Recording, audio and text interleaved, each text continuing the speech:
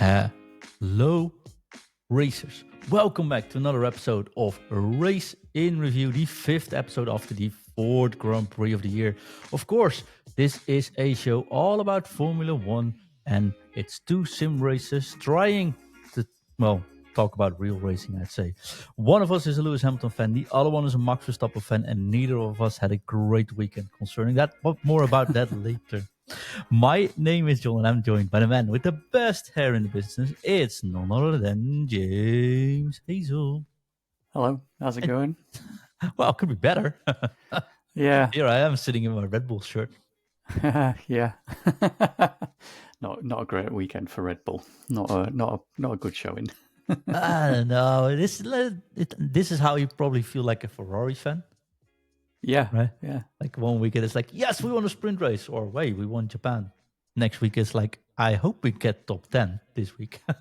Yeah. Disappointing weekend for Red Bull. Yeah. We'll get into that, I'm sure, later on in the podcast. Yeah, definitely. But it definitely is a weird feeling after 4 years of fighting for wins, I think. I'm back to the Renault Red Bull phase. Welcome to my 2022. And 3 and 4 and 4 and this year, yeah. Don't worry, Mercedes will be flying next year though with the new engine regulations, but we'll talk about that I think in a different episode, James. What about the Creed special? Yeah. Or we talk about that? That could be fun. Could do, yeah. We're traveling to Creed soon for some shows, so maybe we can do one on at the cocktail bar talking about Formula One engines. That'd be nice. Pina colada in hand. I can't wait to get there and have a pina colada there. They're absolutely glorious. As a Max Verstappen fan, I think I should be drinking gin tonics then, eh? Yeah, maybe, yeah. James, we had the race this weekend. Shall I try to summarize it in 1 or 2 minutes? And I say 1 or 2 minutes because apparently I never made the 1 minute anymore. No, very rare. Go for it. I'll try. All right, Oscar Piastri hits his 50th Formula One start and celebrated with a masterclass in Bahrain. Cool, clean, and dominant. And so was Oscar. The Aussie grabbed his second win of 2025 and McLaren's first ever victory at Sakir, apparently, which is also their home circuit. He's cruising home 15 seconds clear of everyone else. He launched well off the line, dodged a wild Russell lunge in turn 1 and stayed composed, even when a late safety car bunched up the back. Russell held onto P2 despite a post-race investigation for the DRS infringement, escaped without a penalty. Lando Norris shrugged off a 5-second penalty for a wonky grid slot, carved his way forward, and finished less than a second behind Russell in P3. Almost a McLaren 1-2 again. Leclerc and Hamilton kept Ferrari in a mix in P4 and new P5 with a new floor, and Verstappen, insert sigh, had 2 dramatic pit stops. Complained about the fact he couldn't even brake, yet somehow still clawed his way back to P6, but with the terrific TV direction this weekend, nobody actually saw that. Gasly gave Alpine its first points of the season in 7th with Ocon, Yuki Tsunoda, and Behrman rounding off the top 10. Behrman charging from last to the grid to grab a point. Rookie Antonelli just missed out in 11th, and Carlos Sainz was the day's only DNF after tangling with Yuki Tsunoda. But the spotlight was, of course, all Piastri's 2 wins in 4 races. This isn't just a breakout season. This might be a title run. What do you reckon, James? He's got a shot for sure. I think anyone in a McLaren has got a shot. Well, Max apparently gets to drive in a McLaren soon. Yeah, Oscar has. I feel like this is the season where he's become a Formula One driver so far. Yeah. Last year, he had some like race management weaknesses, I suppose is the way to word it. His tyre management wasn't great, and his maybe his racecraft a little bit wasn't quite up to scratch. But so far this year, probably with the help of that McLaren, although they do, Lando and Oscar both say that the car does still have some faults, but obviously it's still a better car than most of the other cars on the grid, or all the other cars on the grid. It is in a Red Bull. But Oscar seems to have remedied his his tyre management issues, and he's just generally driving at a standard that is probably a level higher than it was last year. And I think Lando's maybe starting to feel the pressure of that, because he knows that if he slips, Oscar is right there to pick up the pieces. And I think that's what happened in qualifying on Saturday, Bahrain. Let's make that topic one. Yeah. Topic one, or maybe we should just do this yes or no's again. What about unpopular opinion? Oscar can't, or Norris can't take the heat, James.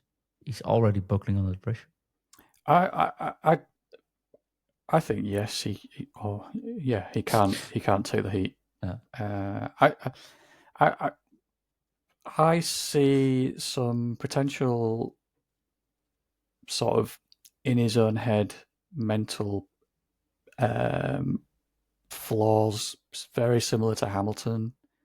When Hamilton has something go wrong, he can really kind of wallow in it and drag himself down over it. And Lando seems to do a similar thing.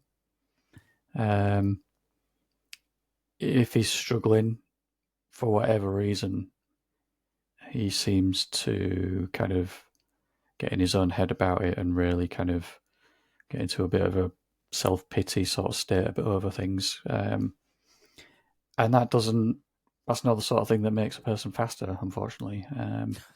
I know, as sim racer, I know. Yeah, I don't know if he's got, I mean, most of them, or if not all of them do, so he probably does, whether he's got a psychology coach or whatever, or somebody to help him mentally.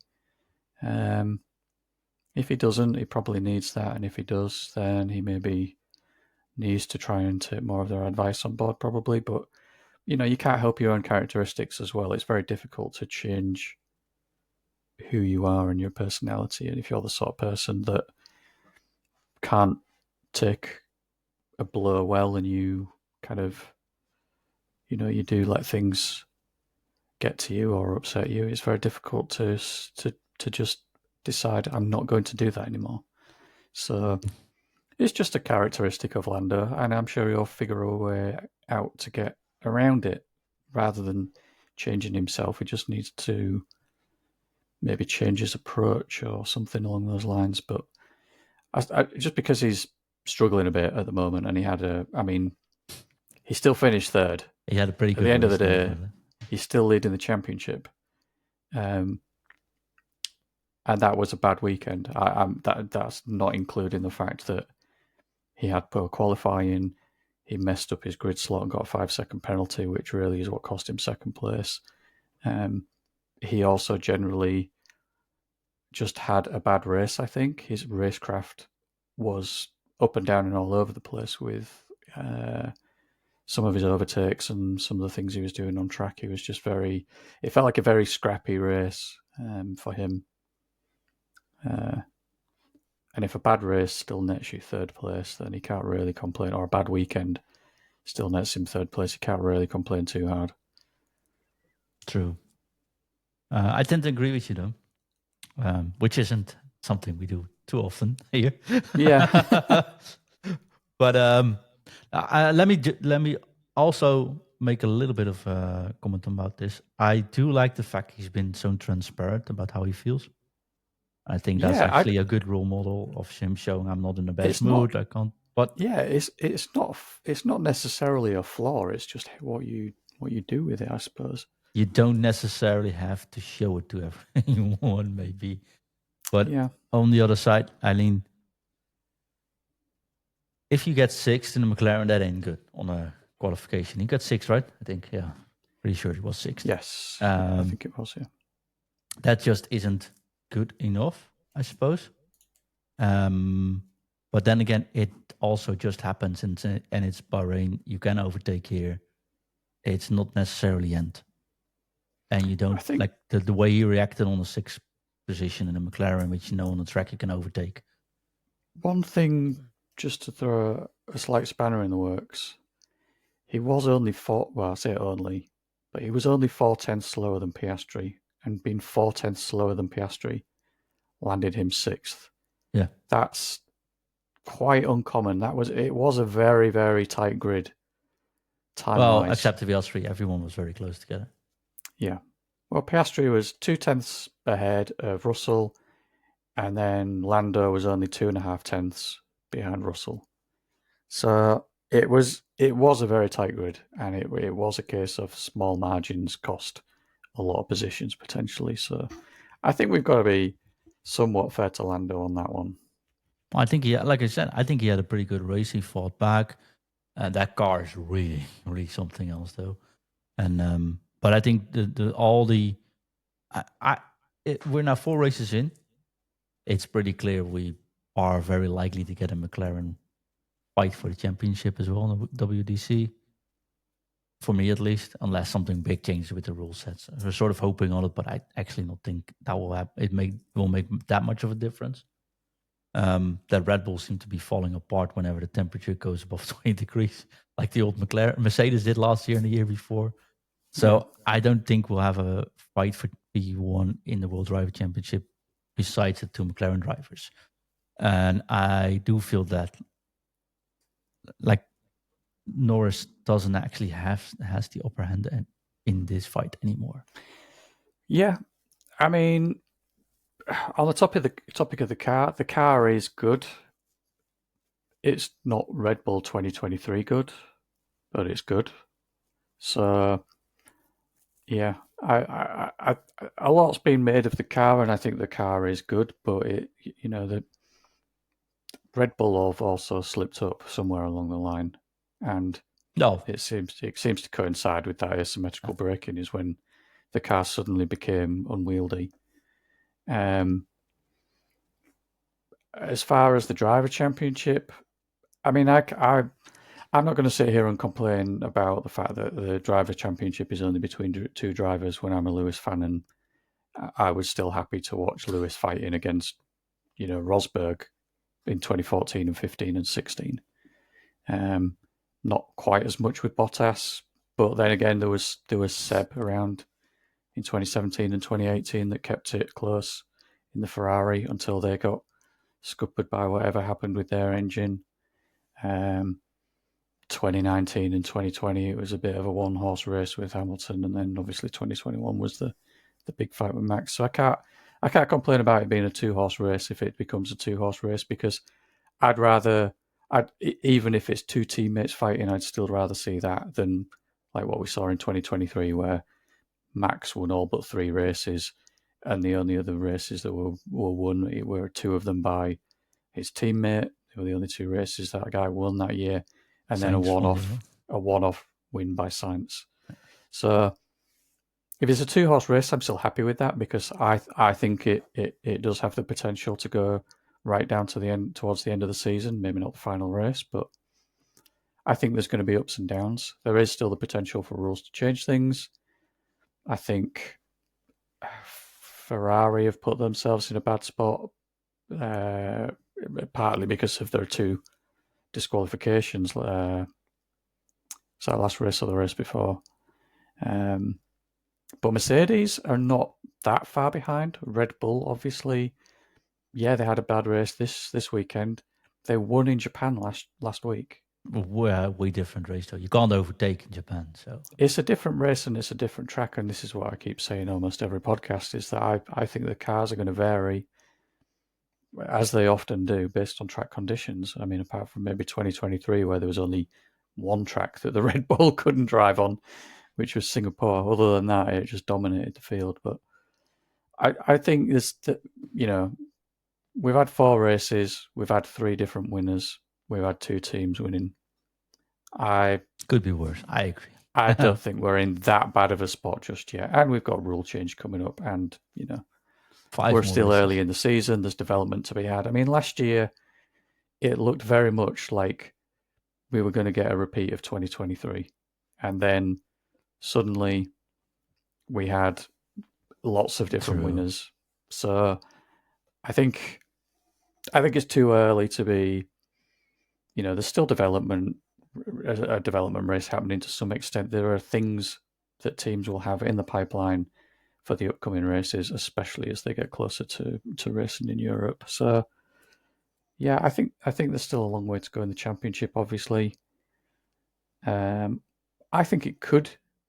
At the moment, obviously, it looks like it is a 2-horse race between the McLaren drivers, but I am not counting out the possibility of Max, because you can never count out Max, nor Mercedes, or potentially even Ferrari. I got a question for you, though. Okay. The fact McLaren isn't actually choosing a number one driver, or at least not showing it, might be harming them in the long run in this fight. Yeah, it might do. I mean, if you've got you've got, for example, Max at Red Bull, he is clearly their number one driver. I mean, he has to be at this point because they've already swapped the driver out once. And Yuki's, I think he had a good race, to be fair, at Bahrain. Definitely. But he is. I don't think he's going to be challenging Max. If Max puts it on P6 with a lot of effort and a lot of cursing, Yuki on P9. 9, I think it's P9, wasn't it? Is probably a very good performance, honestly. I mean, he's finishing in the points. That's something.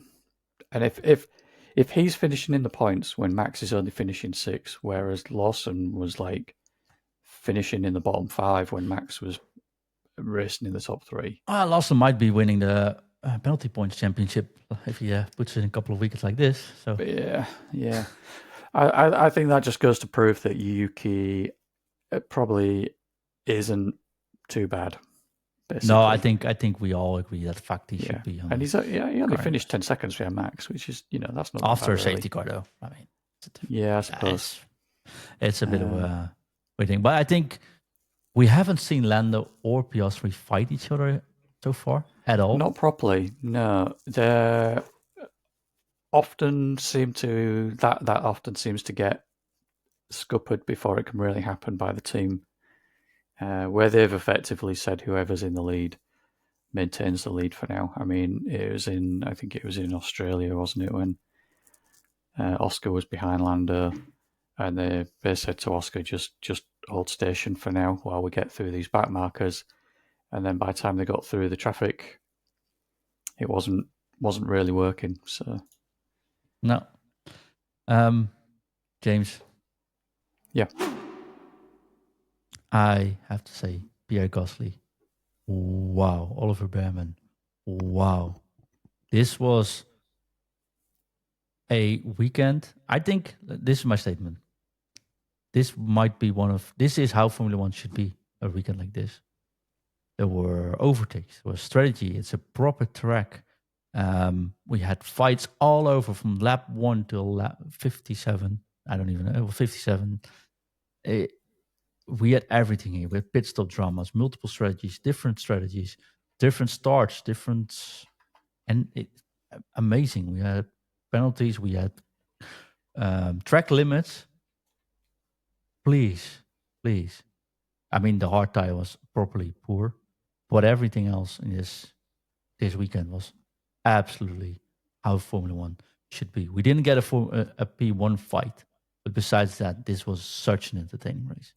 I think it's the best race of the season. And my driver didn't even win. What's your take? I agree. I think it was a fantastic race. I think the Bahrain has always been a great circuit for it. Sorry, I was just pulling up the power rankings for the race because I was interested to... No, don't. No, it's okay. I was interested to kind of get into that a little bit when you brought up Behrman and Oscar having their fantastic races. Yeah, it was a great race. We did get varying strategies, which was interesting. Especially the main one for me was the fact that even teams higher up the field were somewhat different, and by that, really, it was Ferrari starting on the mediums rather than the softs and effectively inverting their strategy compared to everybody else. Messing a little bit up, putting them on hards in the end, though. Yeah, the safety car. Well, the safety car messed them up there because the safety car came in. They should have stayed. You get a cheap stop under a safety car, but the safety car came out at a point where I think most teams, I mean, even Russell, who went on to the softs, the driver himself said, I think we've messed up here going on to softs. That's a long stint on softs.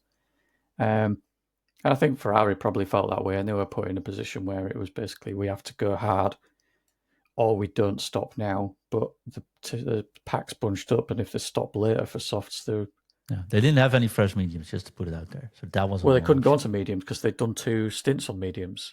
You have to run 2 compounds. So their option was either do a long stint on the softs or do what would be considered a short stint on the hards, or a short stint for the hards. And they went with the hard tyre probably because they just thought that's guaranteed to not drop off the cliff towards the end of the race. Yeah, except nobody. Soft didn't either. Yeah, but nobody did one proper lap so far on hards. The guys that started on hards down the drain. Max was on hards, had to switch very early because it wasn't drivable. I think it was very apparent that the hard didn't work for anyone. That's why Russell took the softs. For the most part. Anything but the hards, please. Mercedes would have been looking at everybody else and thinking the hard tyres rubbish. We'll just throw the dice and hope the softs work. It's probably what they thought. Although their engineer, when Russell said this is what was his words? This is something like cheeky, but then a proper English word. Something, yeah. Yeah, he used. I can't remember what. Audacious. Audacious, yeah. He used the word audacious about the idea of doing that final 20-lap stint on soft tyres. But his engineer was pretty convinced that they'd be able to do the 20 laps. Yeah. But go back to the hard tyre. One driver that did make the hard tyre work was Ollie Behrman. He did a stint on the hard tyre that seemed very, very good, and probably is what helped him jump up the positions that he ended up getting to. So I think, obviously the hard tyre wasn't great, but I think some cars could handle it better than others. The Red Bull clearly couldn't handle the hard tyre very well at all. They hadn't done any practice runs on the hard tyre. They'd saved 2 hard tyres. Yeah, but I also think Behrman had softs on the last stint, so that kept him sort of into that place, Elsie. Yeah, but he moved up some positions earlier on in the race, probably I think it was through the longer stint on the hard tyres. I know the Williams team, the Williams drivers were not happy on hard tyres, and they'd prefer not to run them. I think it was on the international and effectively Sky Sports coverage. They had James Vowles kind of available on the radio during the race and qualifying, as they often do, practice sessions sometimes. And he said that they really don't want to run the hard tyres, or would prefer not to. But yeah, the perfect strategy seemed to be a 2-stop race running 2 sets of mediums and then a set of softs in pretty much any order, really. The safety car messed that up a little bit with its timing, so some teams couldn't quite do the optimal strategy, but yeah, generally that's what seemed to be fastest, and the people that did that were the ones that had the better race results. Russell in particular had a fantastic race. Once again, he's just quietly there. Just picking up a podium and quietly. Failed DRS, failed electronics, failed dashboard. Yeah. Failed transponder. He was suddenly 20th. Then he was back. I don't know how many times he managed to go off track, drop down to 20th, and then fight his way back up to second in the space of a lap. That's just incredible. Yeah. But no, seriously, Russell, he was, for a period of time, he did his usual, I'm just in no man's land, invisible in the race, and it wasn't really until at one point Leclerc started to catch up with him, and then it was Norris caught up with him and couldn't get past him, and yeah. But going back to your 2 drivers that you picked out, Piastri, absolute perfect weekend. He couldn't hope for a better weekend. Yeah, I said Gasly though, but oh, did you say Gasly? Well, Gasly did have a great weekend as well, to be fair. He's probably it must be the new disappointed. haircut. Well, it's streamlined, isn't it? Yeah, fair enough. Makes him go faster. Both Alpine drivers has the same haircut now, though. Yeah. No, but I think that's it, right? We see some. I mean, we Formula One. We always say it's a big part is the car, but this year so far we've seen some standout performances by the drivers. Yes. I also want to highlight someone I never highlight, but Ocon was really good. He was good. Yeah. Like the first A undercut. double points finish for Haas Yeah. as well. Like that is really good. When you look at how they started the season already, they're looking pretty decent again. Maybe not quite as good as they were last year, but they've made a pretty good return to form in 4 races. Yeah, it's really impressive. Yeah.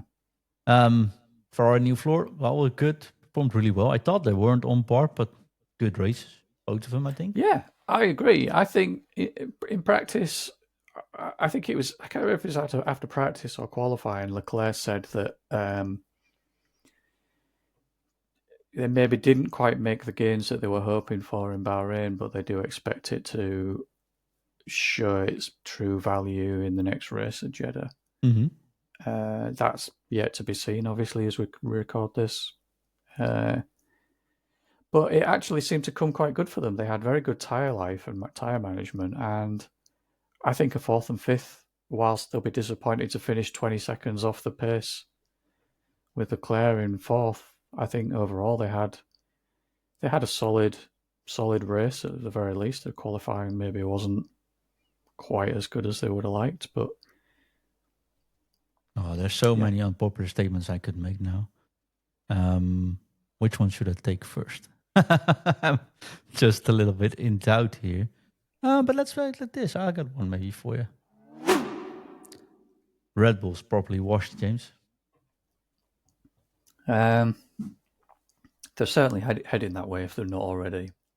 I think some of it's yet to be seen. I think we need to see how they do at other tracks. Maybe Bahrain just was a bit of a bogey trap for them. I mean, it is quite bumpy, and historically, Red Bull have not done very well on bumpy tracks. And it's a very old surface at Bahrain.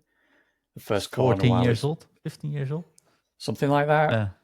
They have tried to, I believe, smooth out some of the bumps, but it's still bumpy. So it could be a case of just a mismatch between the car and the track. I mean, we have to look at Japan. We have to look at previous races where they've not struggled as much as they did in Bahrain. So 1 out of 4, I think at the moment we've got to consider, or at least assume, that this was a bad track for them. Once we see a few more races, then maybe we can say, actually, this Red Bull is trash. So much oversteer though. Every single corner you went wide. Yeah. But you know what I think is far, far worse, and I think that's what's also Max's biggest frustration here. Yeah. They used to be the fastest on pit stops. Properly poor. Twice. Not only the first one, but... Yeah, I was very surprised to see that they don't have some sort of redundancy system on that. They did. So there was one man standing next to him with a light in his hand. But it was which also didn't also didn't turn on green. So they don't have a redundancy thing. To me, that looks like it's just a repeat of what's happening on the one on the top. For if the one on the top is just flat out not working, it's not that they have a separate system and a separate green light system, so that if one of them malfunctions one way or another, the other one still gets the correct signal. It seemed like they were both just a replica of each other.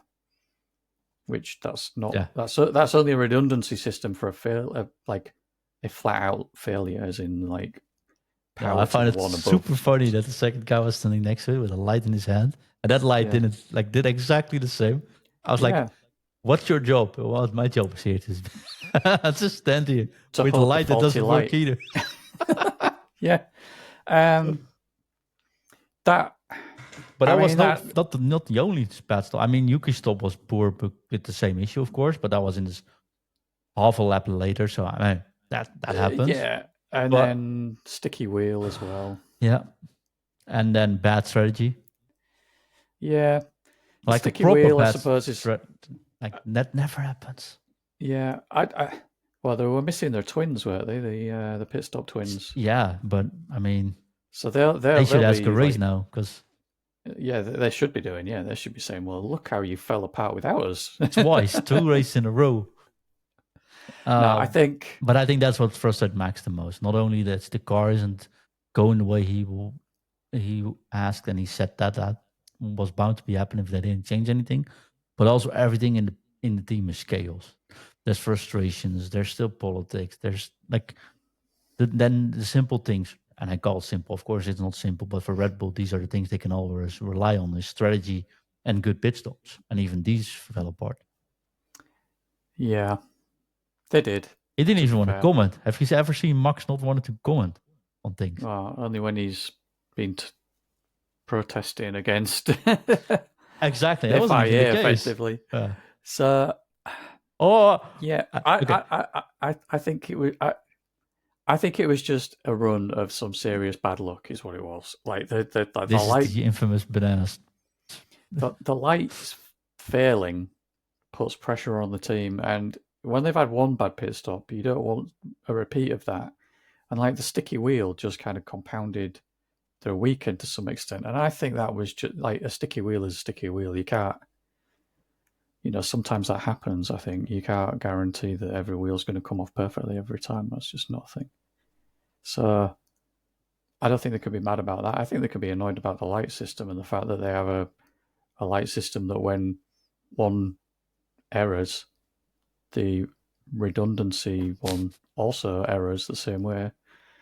I'm laughing about it now. I wasn't laughing this Sunday. No, I know you weren't laughing at the time. You was getting quite frustrated by it, and I'm sure many Red Bull fans were and Max Verstappen fans were, because it just felt like a race. And every driver has one of these probably once a season on average, I would guess, where it feels like everything is going wrong for them. That was his And statement. Official statement from Max Verstappen was everything went wrong. He summed up post race. That was it. Yeah. That was the statement. Yeah. And those races happen. And you can't and still really six. avoid You can them. also look at it that way, though. But yeah, he still finished P6 in a car that he thought was absolute garbage with bad pit stops. And really poor qualifying for him as well. I mean, he had a brake issue that was very obvious. I mean, I think it was in Q1. He made a very rare mistake and locked up and went off track. I think at the final corner or the second to last corner, which meant the pressure was on to get into Q2 with basically just one lap because he had no time from his first flying run. But yeah, he still finished P6. He's still in the championship. The person who won the race is the person who effectively DNF'd in the first race by scoring no points.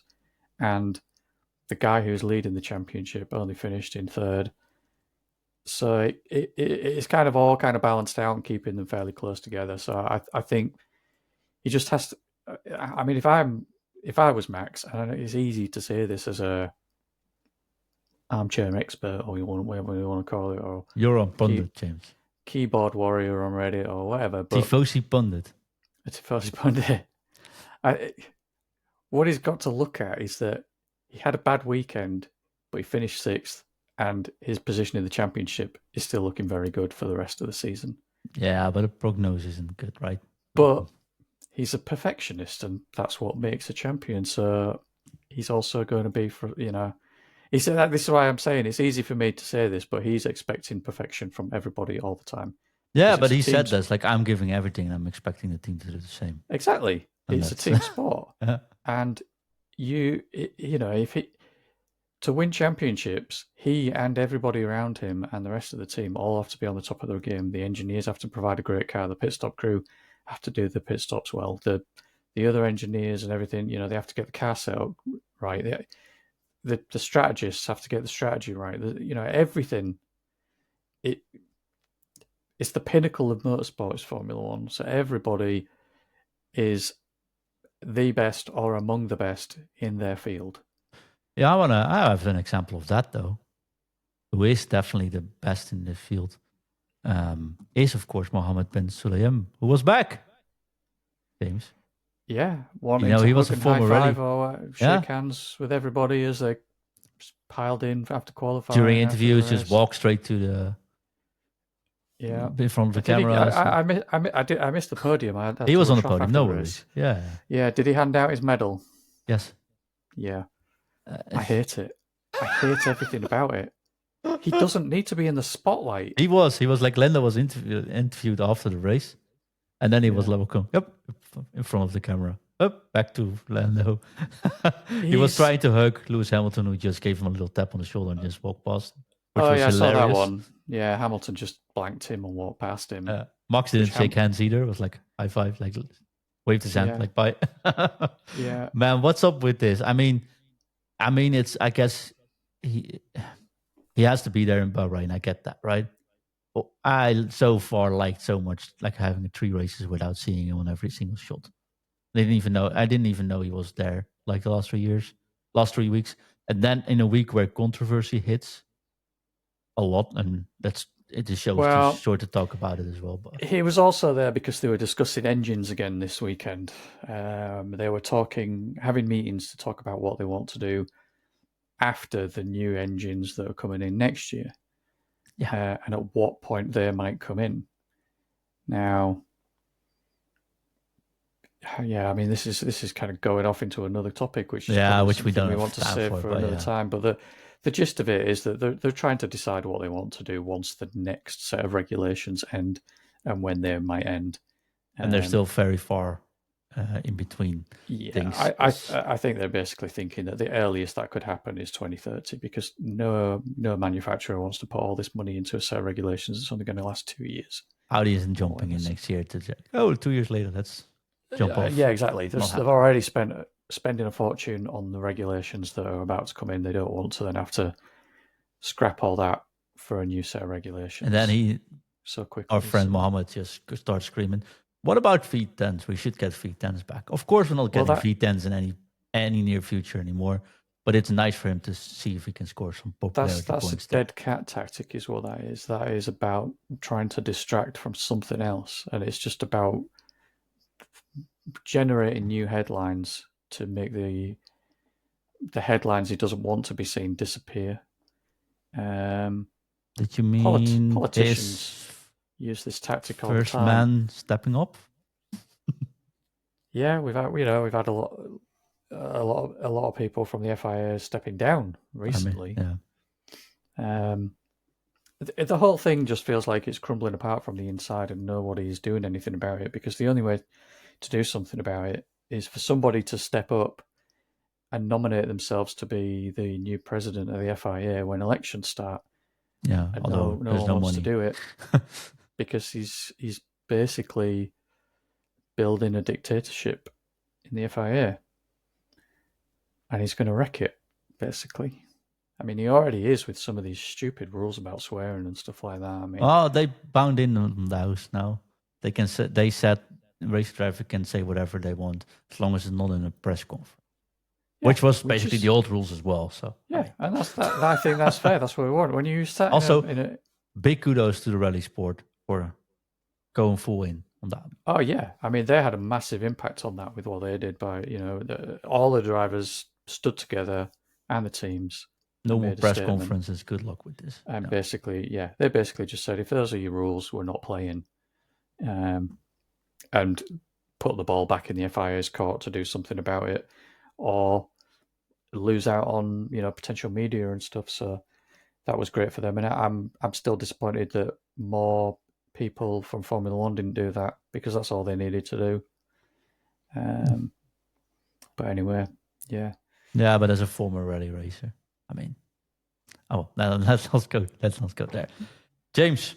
Where I do want to go to sort of round off this show today, is into your curse. Because James, you are cursed. How many predictions did you get right this year yet? 0. All right. How many did I get right? Just all of them apart from the wild card. Basically, the wild card being the DNF. You've predicted the winner and the pole position correct 4 races in a row. So to summarise, it's 8-0 to John. We don't really 4 have... races in. Yeah. Should we cover the predictions? Basically, I predicted Norris win and pole. I He said did not Piastri get the would win not. or pole. And yeah, John predicted Oscar Piastri win and pole. And Oscar got win and pole.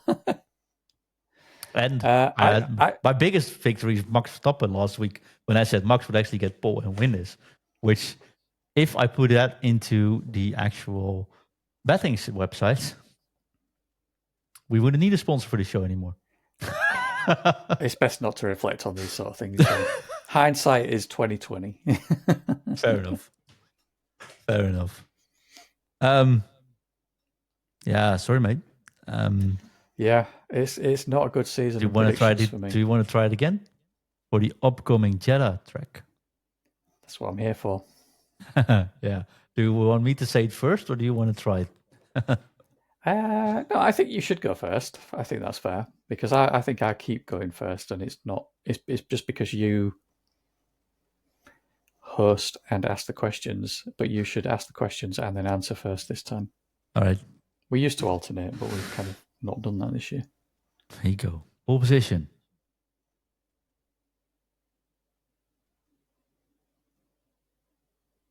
Charles Leclerc. I was very close to saying Norris. You're going with Charles Leclerc. So, part of me wants to say Lewis wants Hamilton. to do the unstoppable force versus immovable object and say Charles Leclerc. Oh. And see if my curse continues or if I understand that. Your lucky streak continues.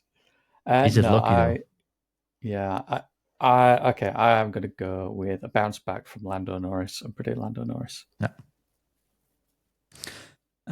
James, who's going to win it? And I should say first, right? Yes, you should. Yeah. Right. Piastri will win it. Okay. Now you. I will say. If you're looking at the YouTube version, James's thinking face is hilarious today. He looks like Lando Norris under pressure. Getting 6th in qualifying, he's like, I need to perform good now. I feel like I've never driven a Formula One race before. I feel like I've never predicted a Formula One race before, and now he's in doubt. I am because if I would turn up the microphone volume now, you could hear his brain go. No, it's more like the sound of a donkey pulling a cart. I'm going to go with Lando Norris. I'm predicting Lando pole and win. I've probably cursed him. You did, and if he doesn't win the World Driver Championship, it's your fault. Are going to hate me for this now.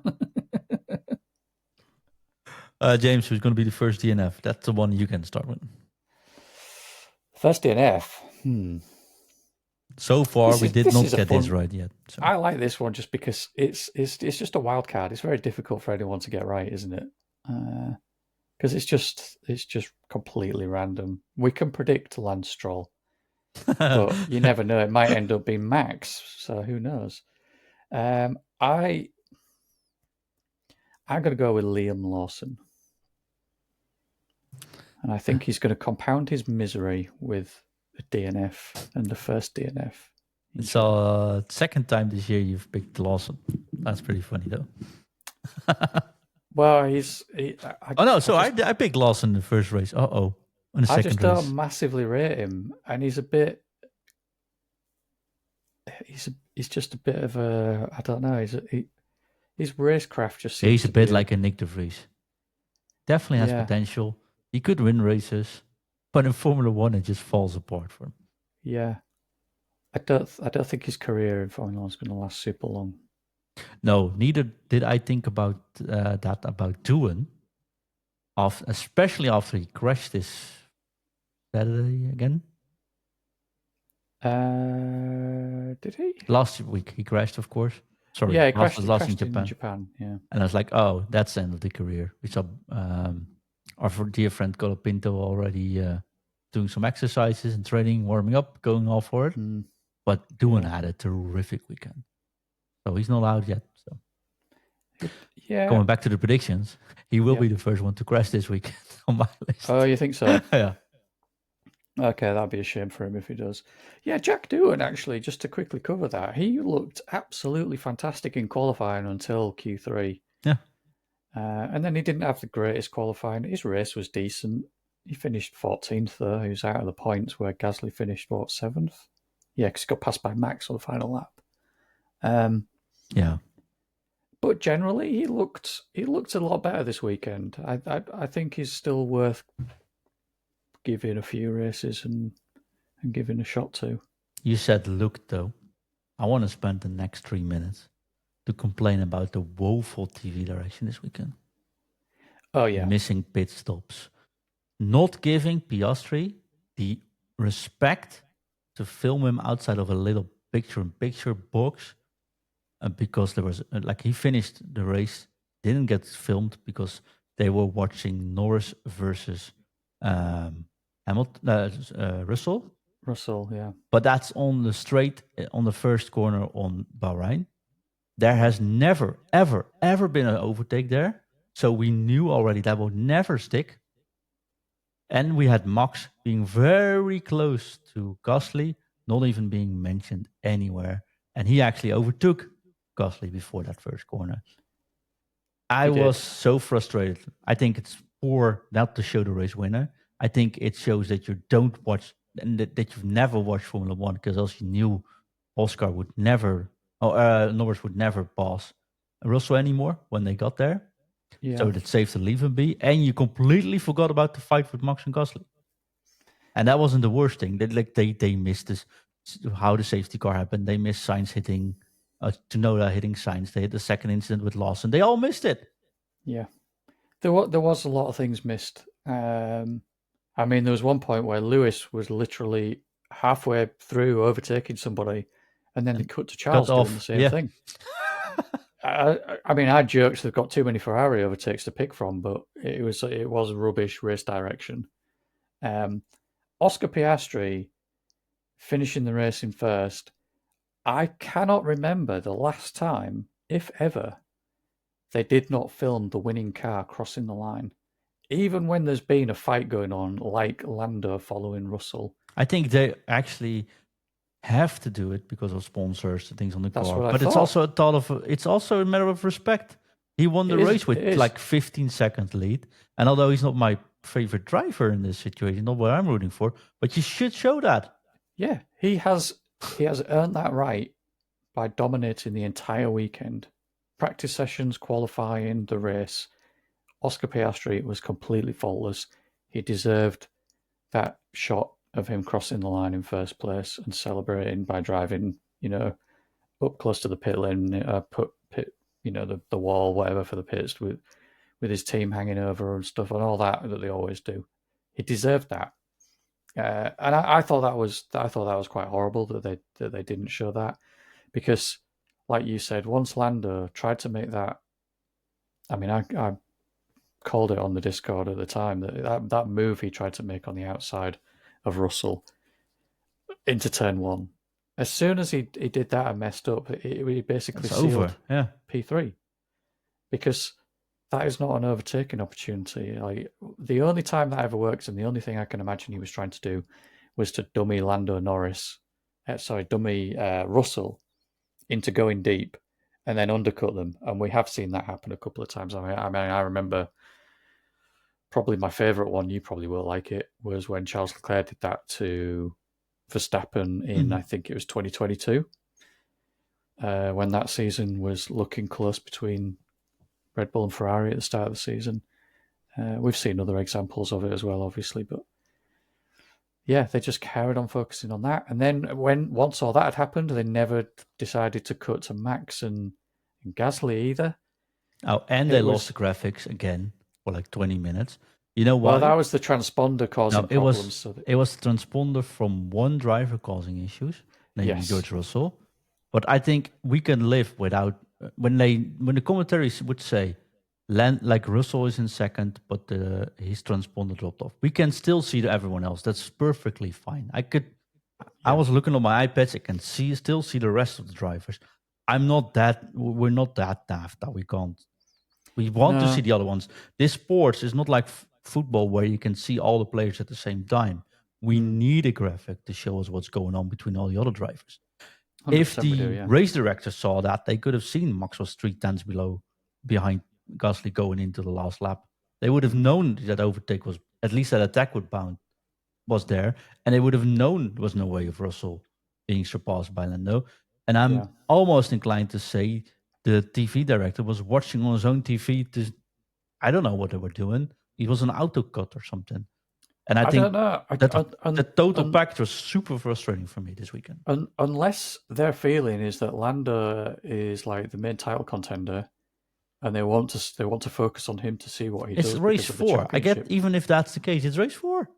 Exactly. And you still give it to. I mean. And how many times have we seen close fights and we still have to cut away to watch the winner cross the line? And but that's the fight you then put into the box. Yeah. Right? That's the one you put into the picture, and you go and give the credits to the winner. And then you cut back to it once you've done your watching the car cross the line and the celebrations. Yeah, exactly. Yeah. It was disappointing. It was frustrating. Yeah. And I'm not easily frustrated, James.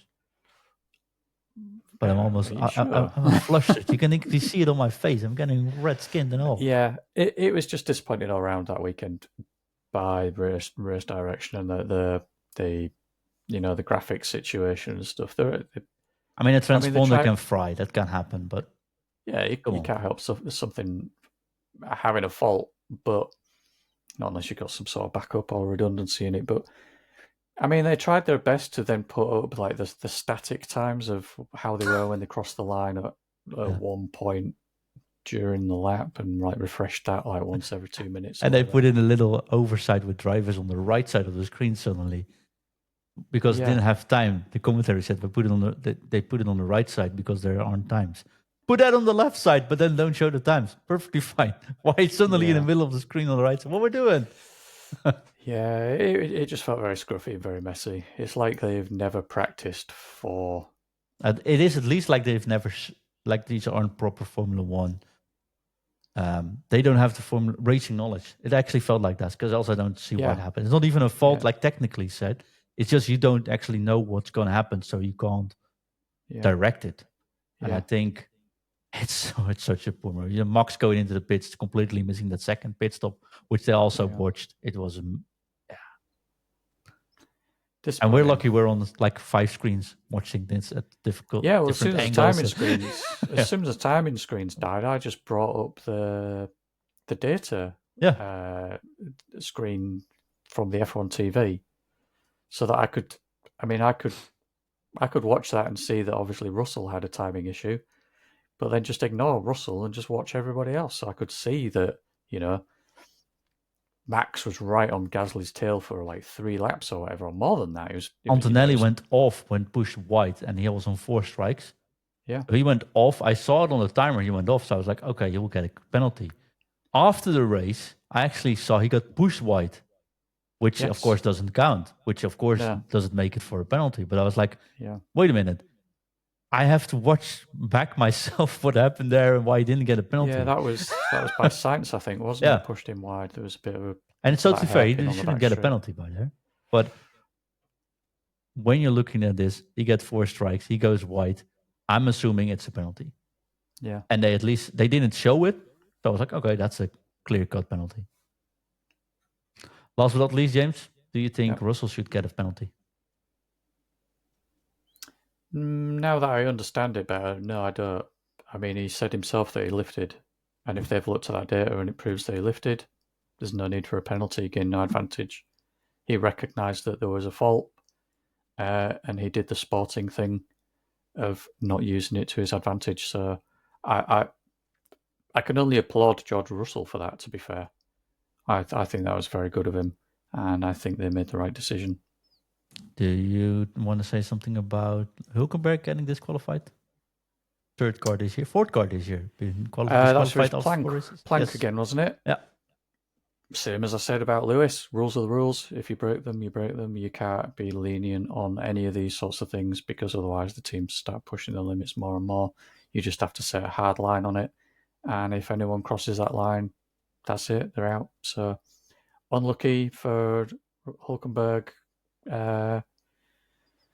Some sort of bad decision or whatever with Sauber that got it wrong. It's unfortunate, but that's the rules. That's how it is. I agree. James, thanks so much again. See you next week. Yeah. Somewhere. Probably Friday, Sunday night already or something. Because I'm abroad this week. We'll figure. Yeah, we'll we might be it a out. little bit late with the Jeddah podcast, but we will get one out. Yeah, or I'll do it somewhere from our hotel room or something. We'll figure it out. Thanks so much. Yeah. Enjoy Yeah, Jeddah thank this you. weekend, everyone. And of course, hit that like, subscribe button, and share one of these shows with your friends. And we very much appreciate it. See you next week. Bye-bye. Bye-bye.